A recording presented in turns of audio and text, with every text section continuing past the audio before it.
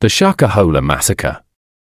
Paul Mackenzie's journey from pastor to cult leader.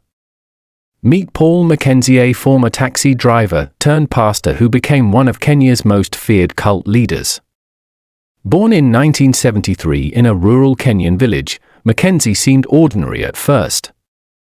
But his journey from humble beginnings to orchestrating one of the country's darkest tragedies is anything but. In the early 2000s, Mackenzie founded the Good News International Church. At first, his sermons were typical repentance, salvation, the usual stuff. But around 2010 things took a dark turn. Mackenzie started preaching that the world was ending, and his followers could only be saved by extreme fasting, literally starving to death. He convinced hundreds of people to follow him into the secluded Shakahola forest, an 800-acre of forest owned by him which lacks network reception or any kind of modernization, where they believed that starving themselves was the path to heaven.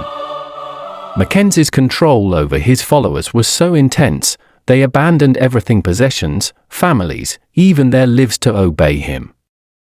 One of the members, Betty, was an air hostess working for Qatar Airways, whom together with her son of 9 years abandoned their normal life and followed Paul Mackenzie's teachings. They would later be among the 440 bodies found buried in shallow graves in Shakahola Forest.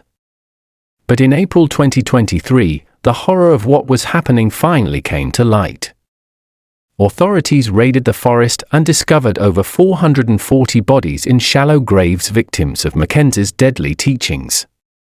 The Shakahola Massacre shocked the world. And what about Mackenzie?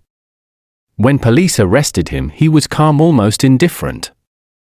He claimed he was being persecuted for his faith. But this wasn't a case of religious freedom, this was murder. Paul Mackenzie and his co-accused remains in jail awaiting their trial to answer to charges of terrorism-related crime, manslaughter and torture to children.